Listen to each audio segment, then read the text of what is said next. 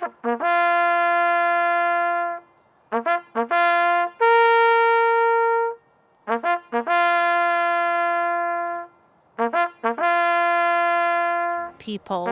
that are buried in this particular section. There's the whole landscape of service from the First World War up to the very back. You'll see Cirillo, Corporal Cirillo is buried there, and certainly tugs at everyone's hearts, especially at this time of year.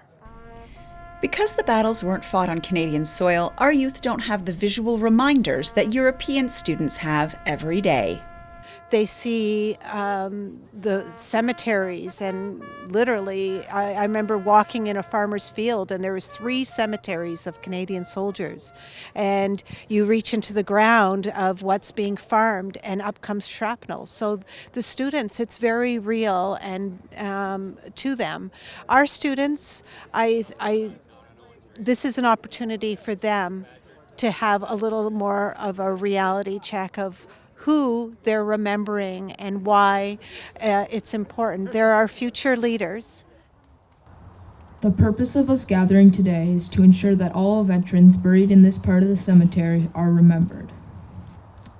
We invite you to place a poppy at the base of the stone you are standing behind. Please say the person's name and their particulars by reading aloud what is written on the headstone.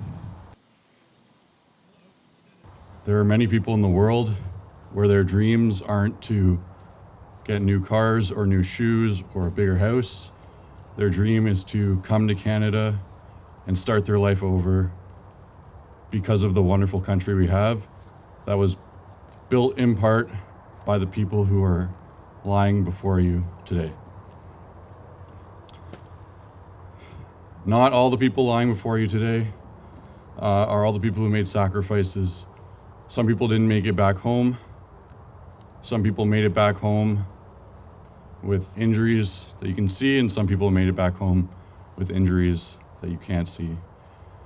Everyone's sacrifice is really important to remember, and it's really, really important to remember how exceptional our country is and how wonderful it is to be here.